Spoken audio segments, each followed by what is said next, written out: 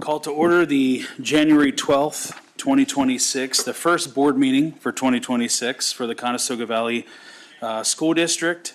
I'd like to welcome everybody and to any of those watching online as well. Would you all stand and do the Pledge of Allegiance with me?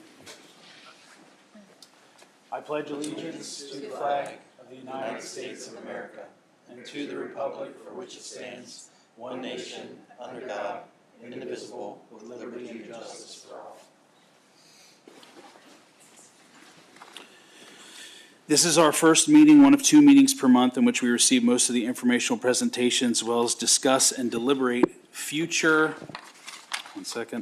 decisions. There are also some action voting items required on timely issues or to meet time-restrained deadlines.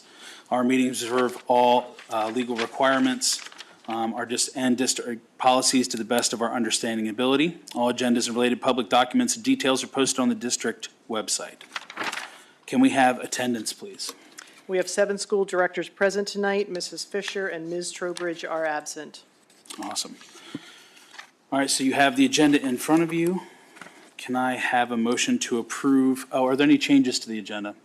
There are not. Okay, so can I have a motion to approve tonight's agenda? Second. All those in favor say aye. Aye. Any nays? All right, we've got a meeting. So up first, superintendent's comments. Dr. Hartman. Great, thank you, Mr. Gensler. Good evening. Before I start with my comments, I do want to just make an announcement. We are having some technical issues with board docs this evening. So if there's anybody listening to the live stream at home, if things freeze up or if our screen freezes up and we have to shut it down, that's why. So right now it's working. We're going to keep our fingers crossed that it stays that way, but we might have to go dark for a little bit if we have more issues. So hopefully not. I did want to mention that January is School Board Member Appreciation Month. So next week at our January 20th meeting, we will have more of a formal presentation and recognition of our board members, but I did at least want to acknowledge that we are in January, and thank everybody here for their service. Also wanted to share a student recognition. Michael Almonte Placencio, who is a CV student enrolled in the electromechanical engineering program at the Mount Joy campus of the Lancaster CTC. He has been recognized as their December Student of the Month. So we've had quite a few Student of the Months from the CTC this year. We want to continue that.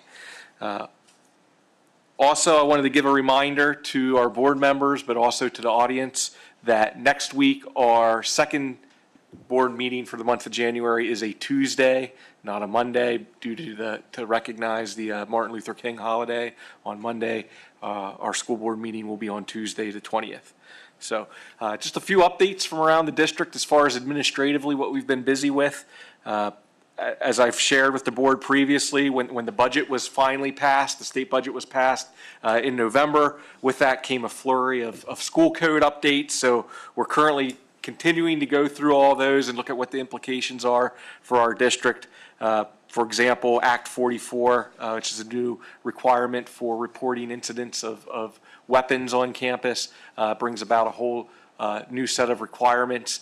So most of you saw I sent a communication out to all the parents in the district last week explaining those changes and what the new notification process would look like. That's just one of many updates to the school code that we now have to go through and wait for guidance from the Department of Education to see how what changes we need to make to our policies or practices in the district. So that's keeping us pretty busy right now.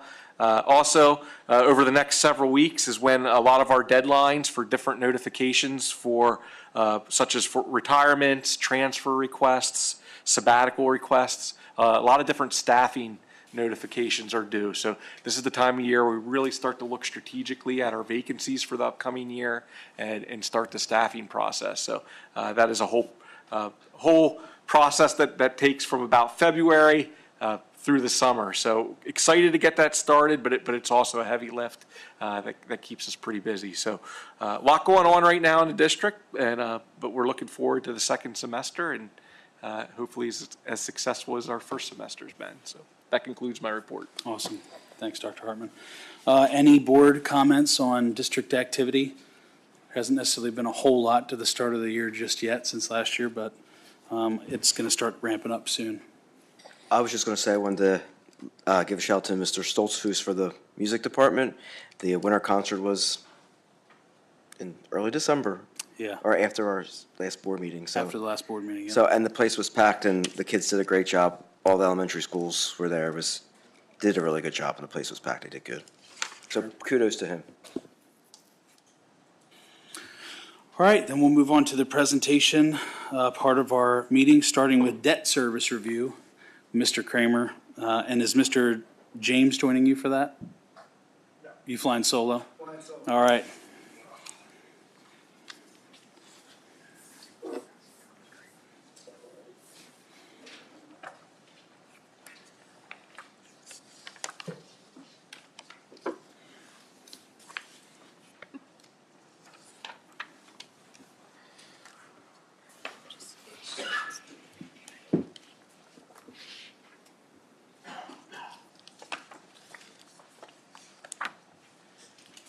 Good evening. It's nice to see everyone again. Happy New Year. Some new faces around the table. This is going to be hopefully the most exciting presentation you get this year. So you have a tongue in cheek for sure. But it is a good opportunity. We always do this in January to give the board an update on where we are in the plan of finance for all the projects, and also for new board members to get an idea of where the district stands with respect to its rating and debt and all those kind of good things. It's a little bit of a primer on how we do things to issue debt for public schools. So the first couple pages of the handout, those of you who have been through this before, first is a summary of where interest rates are today. This is a snapshot of what the yield curve looks like. This is what we think of when we issue debt. The dark blue line on this page is historical interest rates going back to 1993. That's a more normal shaped yield curve, meaning that if you were to borrow on the 1-year side of the curve on the left side of the page, those yields are generally lower than yields out 30 years on the far right-hand part of the page. The red line is where we are today. It's kind of a wonky yield curve. If you've been paying attention to what happens with respect to the Federal Reserve lowering short-term interest rates, if we looked at this a year ago, that red line was much more what we call inverted, meaning short-term interest rates were actually higher than long-term interest rates. And what the Fed has been doing here over the last 6 or 8 months is they've been lowering short-term interest rates. And so it's trying to correct itself on the short end of the curve and become more normalized. But historically speaking, we're at the averages going back to 1993. So if you were to be looking at borrowing new money, which you're not, it's still a pretty good time to be in the market. Next page is kind of a different snapshot, might make more sense to you in terms of the general trend of interest rates going back to 2000, which is on the far left-hand part of the page. This is a snapshot of what we call MMD, which is nothing more than the tax-exempt equivalent of U.S. Treasury movement. We think about going to the bank and taking out a mortgage. That mortgage rate is a function of the 10-year Treasury rate. You as a school district can borrow on a tax-exempt basis, and so this is just the tax-exempt equivalent of that 10-year Treasury. But if you look at the kind of far right-hand portion of this page, COVID rates in 2020 and 21 were at or near zero. So Adele, at the time, it was a good time to be borrowing for projects, but it was also a terrible time to be taking that money and putting it in the bank and earning a decent return. And so as we've come off the lows from 2020 and 2021, we've moved higher, obviously, but we are, again, historically speaking, not near the highs that we saw back in the early 2000s or even going back in the 80s and the 90s. Page 4, kind of what you're really most interested in, is a summary of the district's debt service as we sit here this evening. And so for the new board members, this kind of just a lot of numbers on a page. The important column is the far right-hand column, column 8, which is the total annual debt service, the gross debt service. There was a time where school districts could borrow for projects and they could get reimbursed through the PlanCon process and get 10, 15, 20 cents on the dollar from Harrisburg to help you pay for your projects. That program is long since gone, And so this is simply the gross debt service. And so going back to 2019, this was one of the first issues in column 2 for the middle school project. And then in 2021 and 2022, and then again last year, there was a series of issuances that helped us provide the financing for everything that you've been doing around the campus. The important thing in Pennsylvania, and again, just for new board members, each one of those kind of on its own looks a little wonky. If you look at this column 6 as an example, the run rate for debt service is $1.8 million, and then when you get out there in 2045, it jumps up to $7.6 million. Kind of weird. But when you look at them all in concert together, in Pennsylvania, we have to have level or declining debt when we look at all those parts together. And so what we call your run rate for debt service is about call it $8.5 million a year in the far right-hand column. And if you do nothing else, you'll be out of debt in the year 2053. You can see out there in the last 2 years, it drops from 8.1 million down to 4.8 million. One page forward, page 5. This gives you a little bit of detail on some of the interest rates over the years at the bottom of the page. And this will be important as we think about other things that you might need to finance down the road in the next 2, 3, 5, 7 years. Because if you look down at the bottom of the page on the line called call date, that's the date at which you can refinance those existing bond issues. And some of them have high interest rates in terms of coupon, which will allow us to possibly refinance for savings, but also refinance or restructure should we need to make room for other bigger projects that may come down the road. So the reason I bring that up is you will have flexibility to do things in the next 3 to 5 years as those call dates come. Well, if interest rates are lower and we can refinance and save a couple bucks, we'll certainly make you aware of that. If you call and say, hey, we need to do a project at the high school or whatever it is, we need to borrow some more money, can we restructure and do that without an impact? So one of the things we would do is restructure some of these. So those call dates are coming up in 27, 29, 2028. So you do have some opportunities to do that should you need to in the future. And then lastly, over the last 5 or 6 years, the average coupon and yield are listed there. The yield is the most important line item on that page. You can see that we borrowed, as an example, in column 10, back in 2019, the arbitrage yield was 2.79%, but you borrowed nearly $40 million at the time. The arbitrage yield in column 11 was 250, 3.76 in 21, 3.76 again, 4.1, so you can see rates have gone up 5% on the most recent 2015 or 2025 issue, I should say. Column 16, you do still receive a little bit of reimbursement that I was speaking of, so the net debt service, net of that little bit of reimbursement that you do receive, your annual payment that Adele builds into the budget is about $8.1 million net of that reimbursement. Okay.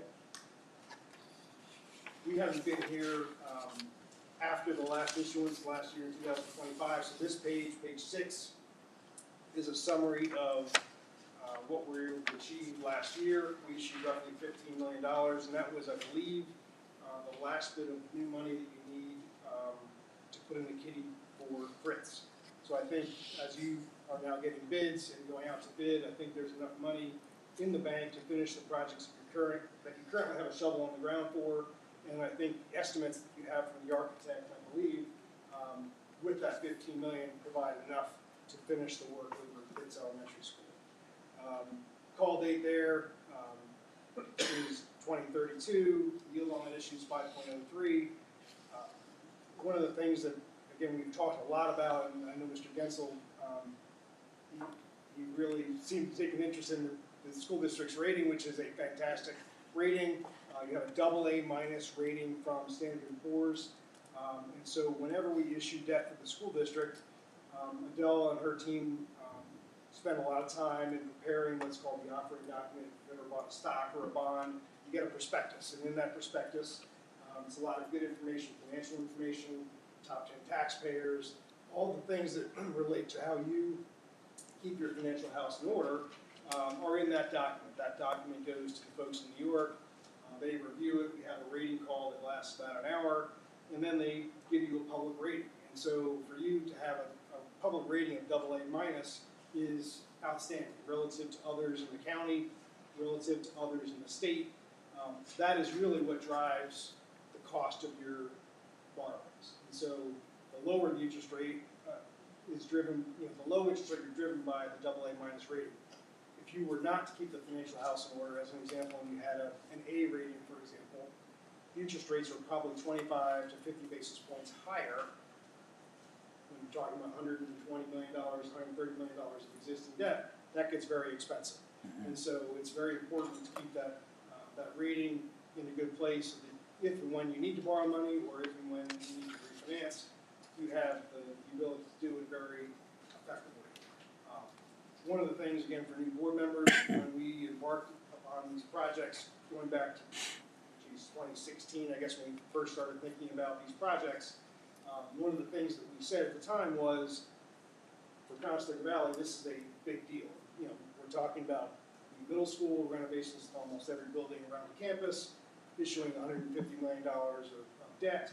We want to make sure you come out on the other side, having not jeopardized your programs that you all want to see through on the educational space, but also not jeopardizing the financial things that you try to do.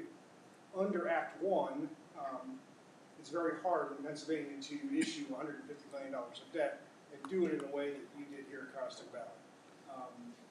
To do it within the index, not stressing the tax base, not stressing your annual budget, because understanding there's a lot of other things under Act 1 you need to healthcare costs, all those other things that are stresses on your annual budget. You did that and came through on the other side, maintaining that AA rating, which is fantastic. That was kind of the goal when we went into it. Here we are, almost 10 years later, and there were a lot of hard decisions by, not just this board but prior boards, and so you've done a really good job of putting the financial house in order and keeping it there, so that again you can do the things you want to do in the future.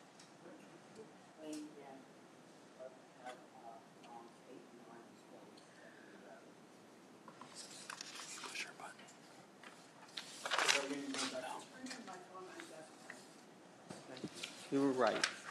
Could you explain to me why we have columns 8 and 9 as well as 10 and 11? The difference between them? So, you want me to explain column 8 and 16? I think she's talking about the next page, this Oh, one. I'm on page, I'm sorry, I'm on page 7. Jump ahead. Yeah. Excuse me. No problem, no problem. Yeah, so this page was meant to show you kind of what we've done most recently. And so if you look at column 2 was the debt service, the net debt service, debt before we did last year's $15 million issue. And so before we did that issue, if you look down over that column, what we call your run rate for debt service was about $7.3 million a year, and it went out to the year 2051. It dropped off out there in 2051 a little bit. The orangish column, column 3, is last year's series of 2025, that $15 million issue. It was a wraparound issue. So if you look at the bottom of column 3, you took the principal and wrapped it around in 2052 and 2053. So essentially all you're paying is interest up front. But the net result was, again, that level debt service that we need to have in Pennsylvania. So that's what columns 2 gets you to column 3. Column 3, if you wanted to go back and look, foots to column 16 back on page 5. So that's kind of the before picture. Column 4 in the blue is to show you, again, I think there's other stuff that's on the plate over the next 3 to 5 years that you might need to come back and finance. And so this page was meant to show you the required millage impact to continue to cover what was done already in column 3.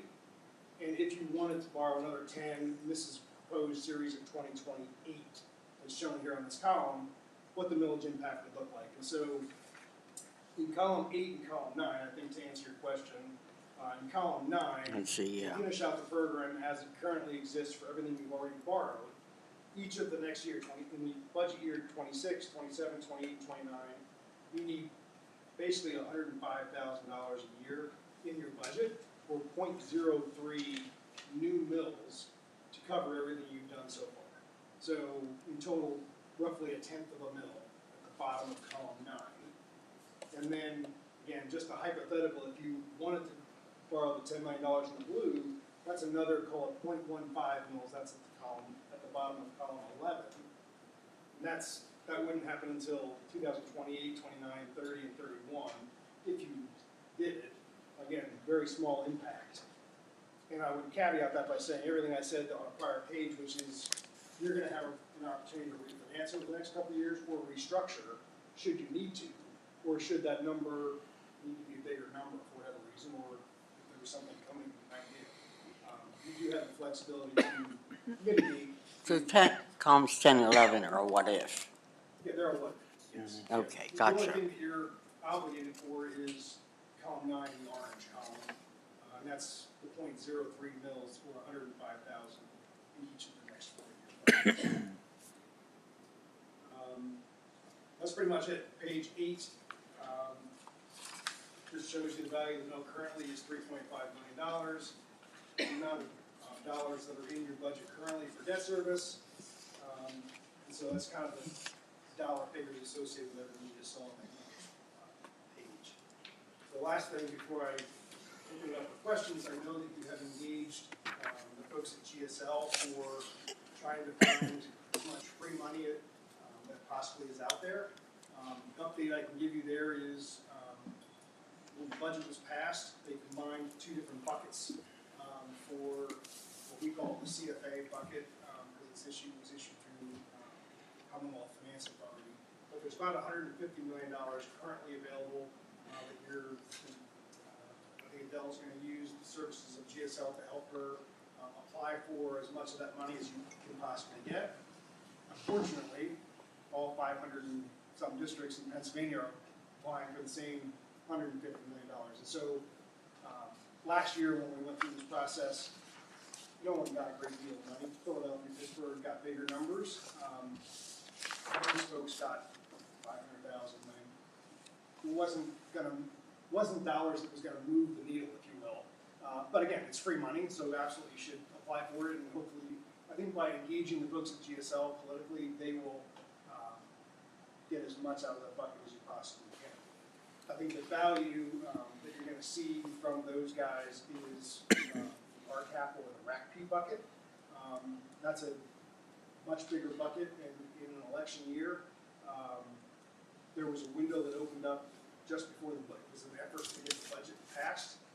So there were some folks who were in that queue, if you will, for free money back in 2025. That window is going to reopen here in the spring. Not craziness, but ironically, the awards will happen probably in October of this year, just before the election. Because it's an election year, this is a year where we expect the folks who get awards in that bucket to get bigger awards than we have seen. I think the plan, as I understand it, for engaging those guys is to have them help you dissect your project in a way with the architect that maximizes the dollars that you can achieve. And what I mean by that is, I think as you look at your projects that are currently underway, the more you have a story to ask for those dollars, meaning you have a security issue, or you have an air quality issue, or you have an asbestos issue, those are the things that not only through the RCAP bucket, but there are other buckets that reside in the deep, dark spaces of Harrisburg that you can get free dollars out of. And so I think that's the goal, is to have those guys over the course of the next 2 or 3 budgets over the next couple of years, as you think about the projects that you're currently entertaining, but the projects that are possibly on the horizon, that you get 3, 4, 5 million or more out of those various buckets over the next couple of years. Parts is parts, and that all helps take the pressure off of the other projects that you're trying to complete around here. So all things are good for new board members. It's been a lot of work over the last 10 years. I suspect there's more to come. If there's questions, I'm happy to answer them with respect to rating, if you have any more, or just about how we do things in general. Of that 500,000 that we got last year, what was GSL's fee?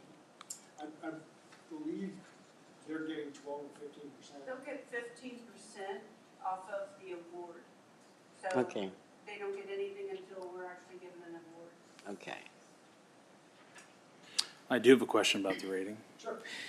Just like how, our credit score as consumers is affected by how much debt we carry, is a double A minus rating affected by how much debt we're carrying as a district in comparison to our operating budget? And does that have like a negative effect? Because I'm just curious what our threshold is there before we might start to see it come down. Is the 10 million that is on the proposed, are we close to that, or are we just we're still in a good position? No, so that's a great question. And so there's a number of things when we look at what's called the rating scorecard. A lot of what's on that scorecard is out of your control. They look at things like enrollment trends, generally the cost of doing business as a Pennsylvania school. So there's a management bucket, and you score well on, obviously, you're keeping the financial house in order.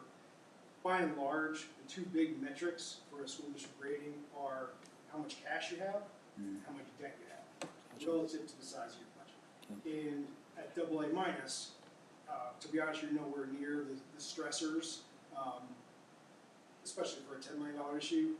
You would start seeing stress on that rating if you were to come back and say, hey, we need another $150 million kind of stress. Gotcha.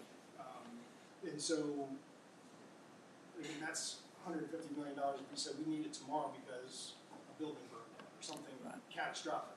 But you, in the course of the overall size of your budget and the amount of cash that you have on hand, one of the big topics for Pennsylvania schools that you, I'm sure, have heard about as a board member is there's been some criticism of how much cash is a good amount of cash to have as a school district. You don't want to overtax, build up kitties for the sake of a good rating or the sake of just building up cash.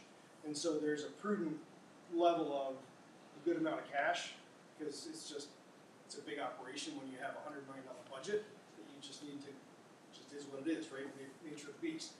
But it's also how quickly you pay down your debt, how you amortize your debt, debt relative to the size of your debt. So all those metrics, at least long-winded explanation, all those metrics that come out on the scorecard, you would have seen the stresses already. And so, to answer your question, 10 million is not a stressor.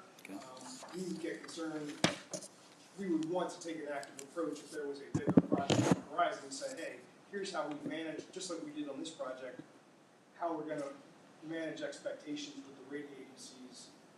If there are others around you and manage looking at big projects, all the other districts around the county, Enfield, Township, that are feeling the same. They've already done big projects, but they're also looking at additional stuff down the road. Again, it's simply managing the overall debt profile of the district, and you guys have done a good job on that. Cool. Awesome. Answer the question? It does. Well, and Ken's up next, so I wanted him to hear that so he doesn't hit us with anything too expensive. So we can keep. I'm just kidding, Ken. Sorry to set you up, Ken. Yeah. No, that's great. Any other questions for Scott? I also want to point out the importance of fully reading a line. So when it says debt service, Mr. Scott Kramer with Raymond James Public Finance, I forgot that Raymond James Public. I actually was serious. I thought you were presenting with a guy with the last name James. So thanks for humoring me at the start of that. Look at me in confusion, just saying, yeah, I'm flying solo. Of course you are, Scott. You do every year. It's not the first time. Yeah. No, I appreciate that. Thanks, Scott. You got it. Good to see Thanks, you, Scott. everybody. Happy New Year. Yeah, you too. All right, up next, we have capital budget review. All the up and comings. First off, good evening, happy New Year. For returning board members, new board members, I'm Ted Johnson, Director of Operations for the district. So every year I come and present a list of capital projects to folks and make a determination if we're going to move forward with them or not. But this is your first glance at them. Not looking for any action at this time. So this is just to get that ball in motion anyway. On the list, I typically break them down. I look at different priorities, ones that are definitely are safety or preventative maintenance concern. And then I look at items that are just replacement of outdated items. That could be sometimes equipment, a vehicle, or just a lawnmower, or things of that nature. Others, the next priority down is typically something that's cosmetic in nature. And then the last one, I put under something that we could either postpone, or we could also wait till we include it in a larger construction project. So just so you understand my philosophy on that. I will say this is probably one of my shorter lists that I've presented, but we've, it's not a small in number though, it's No. just, it's small in quantity. So the first one on the list relates to the annex, the old former district office. So for some history there, the original district office, the left-hand side of it, if you're looking at it facing the front of the building, was built around 1965. It was added on to in 1990. Not really anything done to it since then. So with us relocating over to here and looking at how to use that moving forward, it can use some freshening up, some carpeting, so things of that nature. So what the cost there is to carpet the larger areas, what was the former business office where all the cubicles were, the former boardroom, and that whole main entrance coming in, like those spaces, not really going into the office areas. And then also painting those areas as well. Can I ask, is that building being fully utilized right now? I believe every office has someone in it, and there's meetings being held in there all the time. Okay, my concern was if the usage of that building changed, then No, I would say it's full the way it it's is. full pretty much the way it is. Okay. And I know there's been talk about trying to make the one side, the former business office, more into a training center, and this has helped alleviate the larger construction space over at the high school, which is a hot commodity. So now they can move over to the annex and utilize the space there. My concern was if we ended up having to do renovations after we had repainted or carpeted, but, What we're looking to do is won't impact anything moving forward that way. okay, thank you. And the carpeting we're looking to utilize would be a carpet tile similar to what we've used elsewhere. So if something would change the wall and move it, we can easily keep it expanding and easily replace a couple pieces if we need to. The next item on the list relates to the control of the HVAC that's in that building. Currently we have none. We're doing it manually. I have no remote control. I can't see into that building. Some of it's due to its age. Some of it has to do with an antiquated system that's in there. So we had a company come in to look at what it would cost to get control of that building, and then also we would tie it back into the system we're using globally, or we're moving to globally within the district.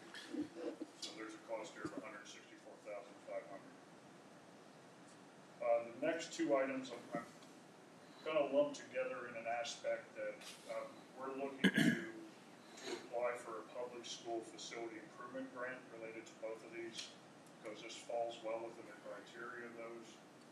It's HVAC, or it's roofing, and there's a couple other criteria that it outlines in there. I believe the minimum has to be a $500,000 project up to a $5 million cap. So this falls right in a nice window there for that. So Adele and I just started looking at and discussing that today. So regarding the replacement of the two chillers, they were put online in 2005. So we are now just past that 20-year mark when they went online.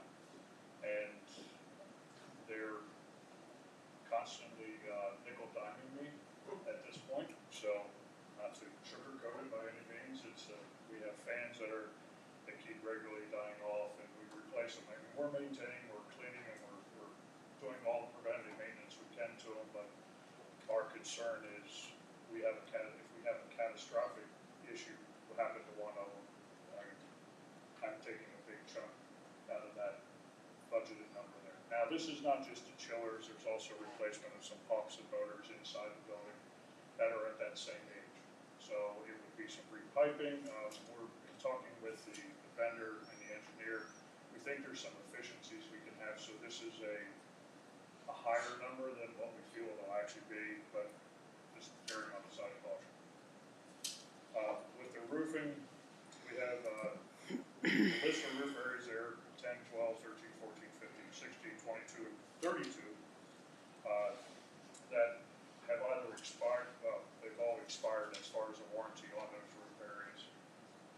So just to give you an understanding, there's 53 roof areas at the high school. So this is just a lump of them, so we keep picking away every few years and trying to maintain those roof areas. The system we're looking to do, we have a lot of build-up roofs, so the advantage of having the build-up roof is it's multiple layers, it's not just one single ply. So the system we're looking to utilize this Tremco Alpha grade actually can go right over top of that existing material. We don't have to then have that trickle down problem where we're impacting like a roof edge or gutters or drains, and it causes other major issues. So works out to be about 36,270 square feet of roof area that we're looking to not replace but restore, and that would also give us a 20-year warranty moving forward in those areas. Nice part of, I'm sorry, what? Have we used that? You said the Tremco? Yeah, I feel like that came up last time, right? We also used the Alpha Guard Okay. system is another one that we've used from them, but this is a system they've had out for quite a few years. We have used it. Okay. Fritz. Okay. We used it last year, actually at Fritz. I was gonna say, I remembered you describing that the same way, how it's it's another layer instead of having to replace. It's a buildup of another layer, and then there's a floated coating, and then they put another layer on top of that more as a seal coat, and then there's a UV protection on top of that. Okay.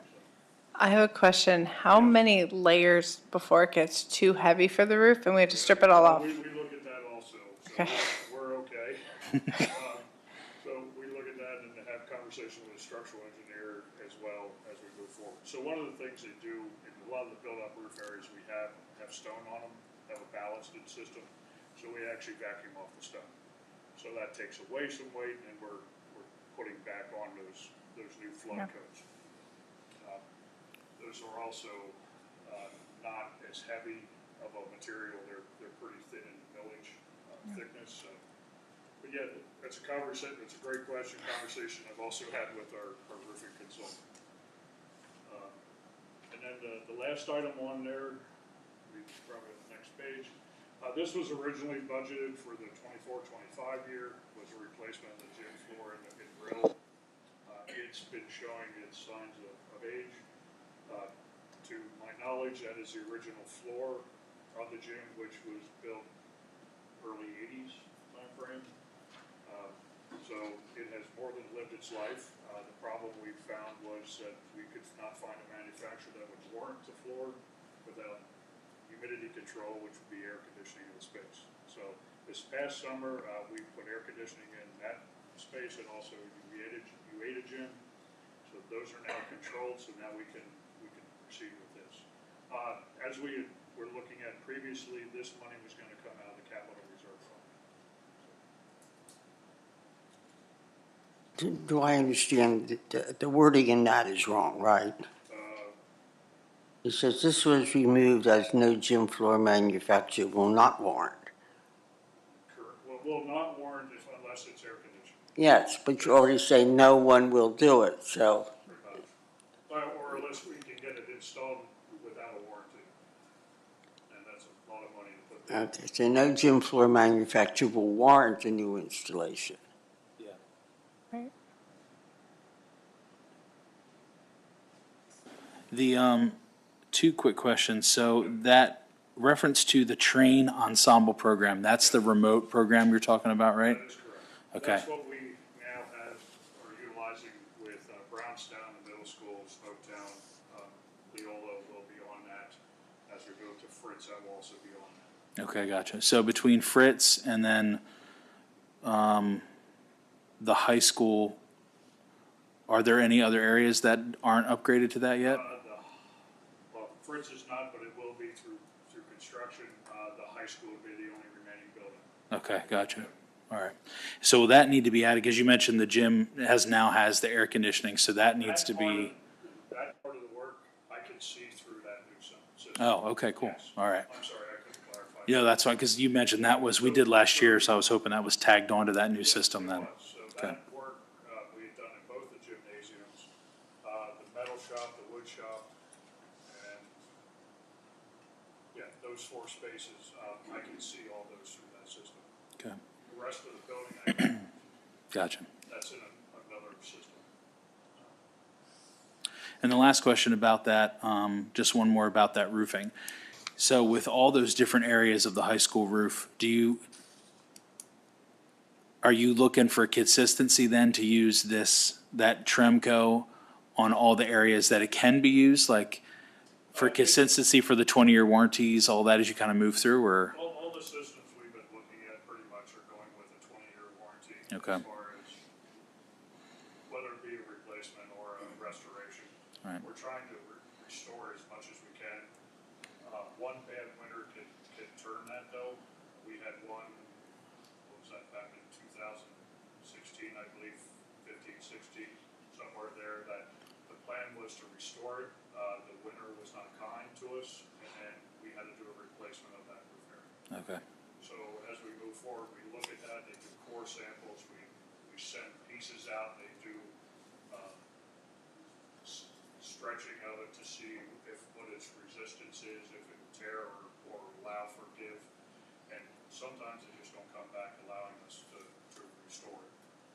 So that's why I keep in close contact with our roofing company, and he and I keep on that same page on what's the next, but we look at a 5-year to 10-year plan on how we move through the district. yeah. And does every building have at least some portions that are flat roof with those layers on it? Every building. Every building, yeah, I kind of figured. Okay. We have very little rubber roofing in the district. The service center is entirely an EPDM roof or rubber roof. Remainder of the buildings either have a metal roof on them or some form of a building. So Yep. Any other questions for Ken? All right, sir. Thank you very much.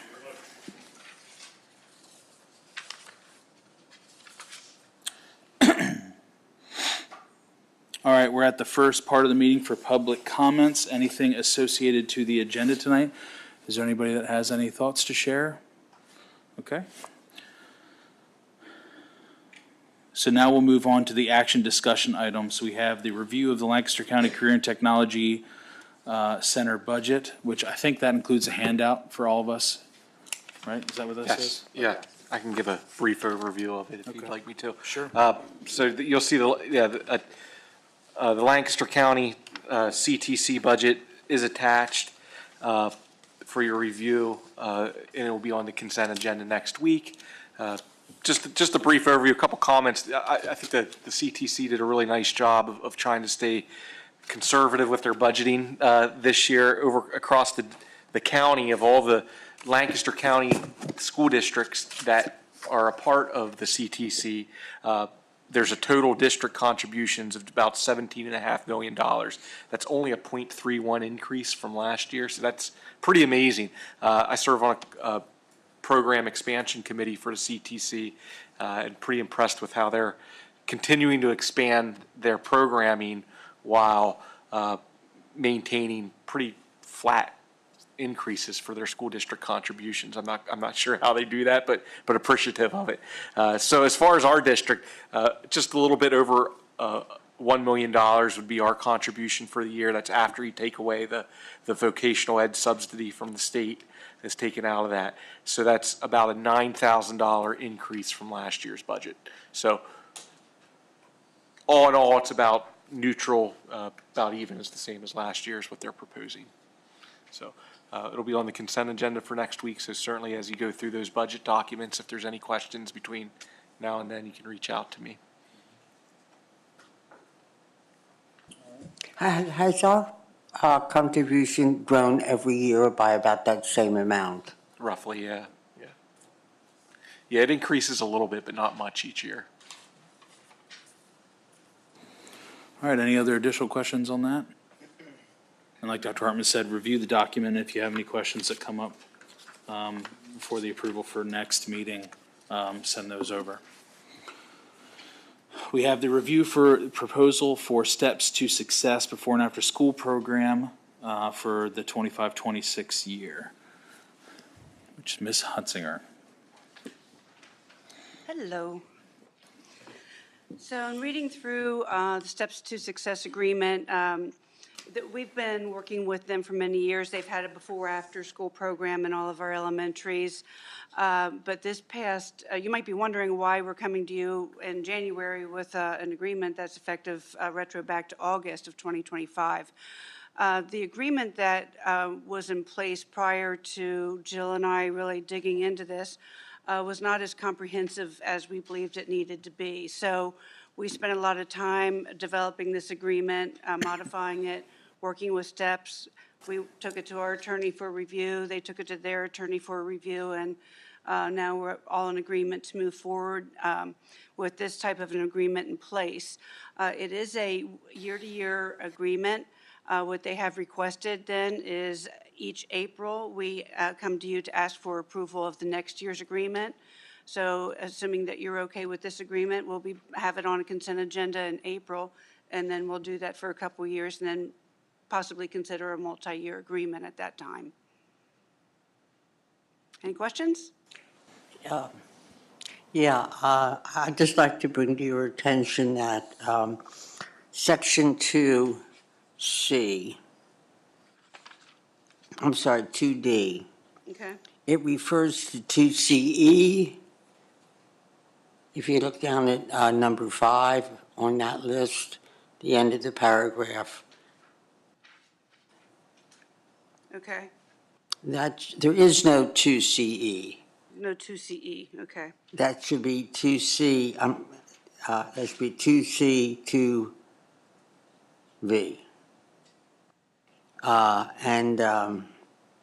Although some of the margins are messed up, I'm not going to get into that, but there is a typo at number 22. You'll see that for yourself when you get there. Okay. What do they charge for their services? Because that's where we heard from some parent earlier concerned about the increasing cost of participating in this, although they appreciated the service. Well, right now, it says on page 4, the payment to the school district, what they pay us is $1 per student per Yeah. day. They have a different fee structure that they charge the parents. Jill and I discussed with the parents, and then we also met and discussed with Steps to Success, and Jill might be able to communicate it in a better fashion than me, but the rates that they're using is a state-driven rate. Some families, and Jill, correct me if I'm misspeaking here, some families that do qualify perhaps could have a reduced cost that is charged to them by Steps. Do we know what that price is? Yes, we do. If you hold on a second. Sure.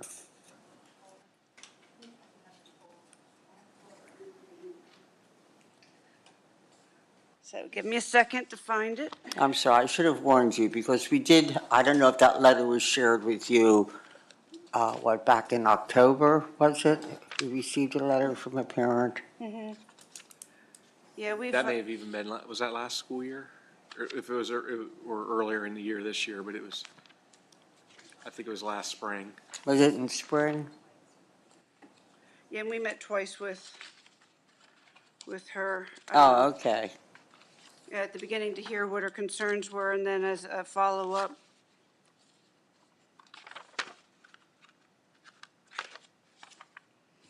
Bear with me a second. You can get back to me with that if Yeah, I it's will, because it's a whole easier. chart, and Were you able to come up with some sort of, I won't say agreement with the lady, but how address we her ended it concerns? was that what we can do is, on our website, is provide different daycare or before after-school programs that are in this area. They don't necessarily have to use this one here at CV. They could use one in Greenfield. They can use one over near Hack. And are So they, those are they options. cheaper?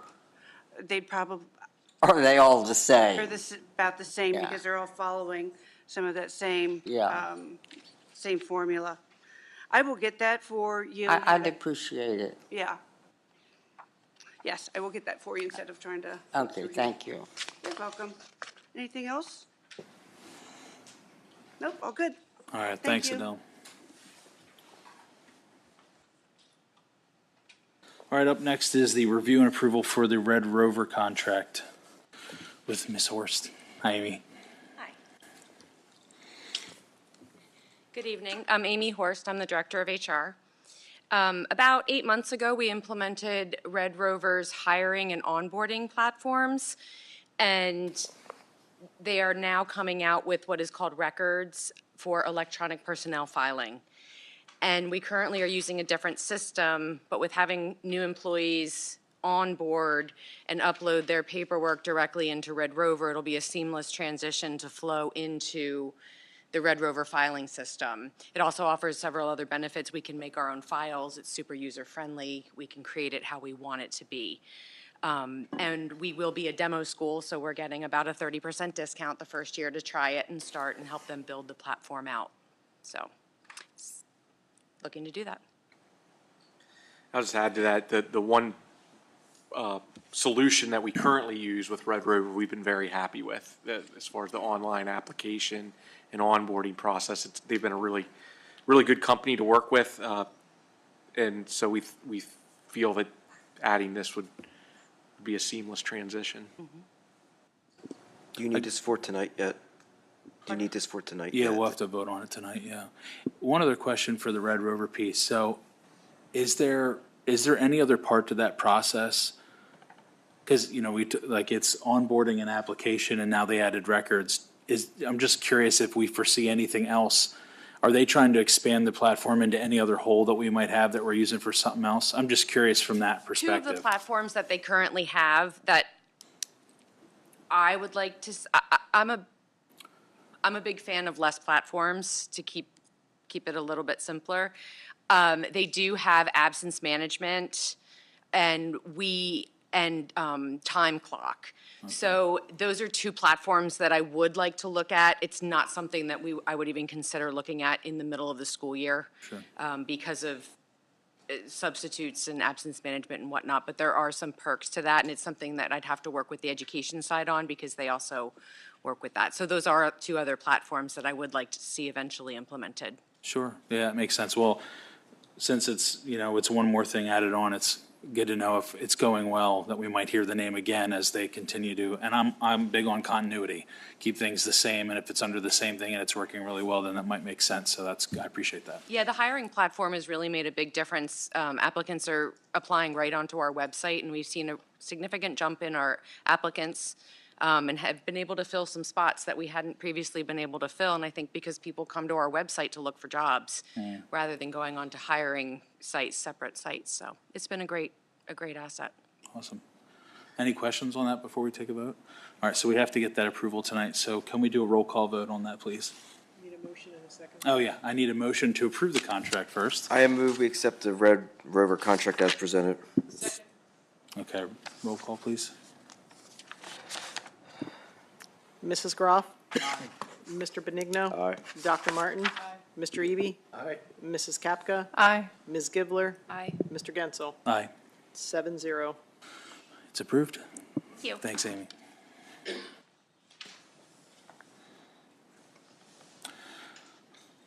Okay, the tentative agenda for January, for next Monday, for January 20th, is also in there for your review.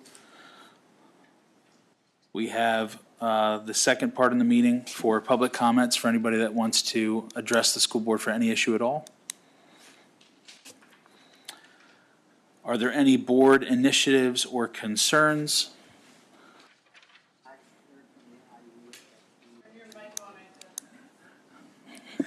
I heard from the IU asking to remind the new board members about the orientation. I will be attending. Awesome. Okay. I believe that's it. So if the board has nothing else to discuss, then I'll take a motion to move to executive to handle discuss some student discipline, some employee and staff issues, and review some audits. So moved. All those in favor say aye. Aye. Meeting adjourned. Thank you.